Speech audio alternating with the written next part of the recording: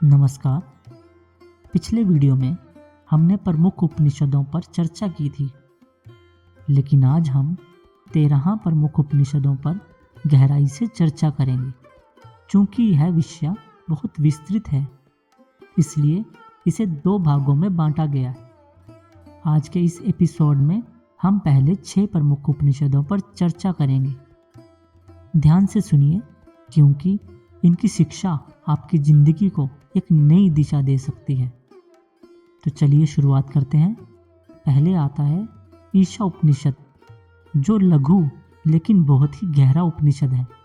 इसका मुख्य संदेश है सर्व खलविदः ब्रह्मा, यानी कि सब कुछ ब्रह्म है।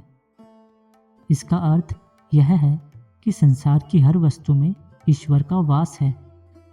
यह उपनिषद हमें सिखाता है कि हमें बाहरी बंधनों से परे देखना चाहिए और हर वस्तु में ईश्वर को पहचानना चाहिए।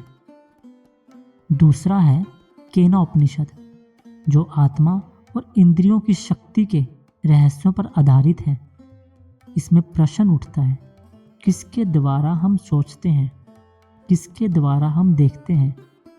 यह उपनिषद हमें बताता है कि शरीर और मन की शक्ति से परे भी कुछ है जो हमारी आत्मा से जुड़ा है।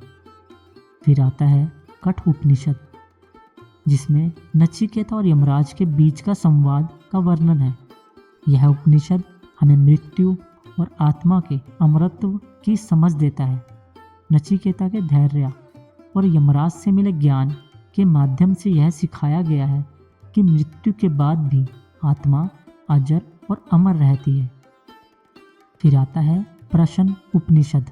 प्रश्न उपनिषद में 6 ऋषियों द्वारा पूछे गए 6 महत्वपूर्ण प्रश्न हैं, जो जीवन, प्राण, आत्मा और ब्रह्म से संबंधित हैं। यह हमारे जीवन के गहरे प्रश्नों का उत्तर खोजने की प्रेरणा देते हैं। फिर आता है मुंडक उपनिषद। इसमें ज्ञान को 2 भागों में बांटा गया है, पर विद्या और अपर विद्या। पर विद्या वह है जो हमें मोक्ष की ओर ले जाती है, जबकि अपर विद्या सांसारिक ज्ञान से जुड़ी है। इसका मुख्य उद्देश्य आत्मज्ञान की ओर हमारा मार्गदर्शन करना है। फिर आता है मांडुक्य उपनिषद। यह सबसे छोटा उपनिषद है, लेकिन इसका महत्व असीमित है। इसमें ओंकार की व्याख्या की गई है और 4 अवस्थाओं जागृत, स्वप्न, सुषुप्ति और तुरिया की बात की गई है। तुरिया वह अवस्था है जहां आत्मा और ब्रह्मा का मिलन होता है। तो दोस्तों, ये थे पहले 6 प्रमुख उपनिषद, जो हमारे जीवन और ब्रह्मांड के गहरे रहस्यों को समझने का अवसर देते हैं।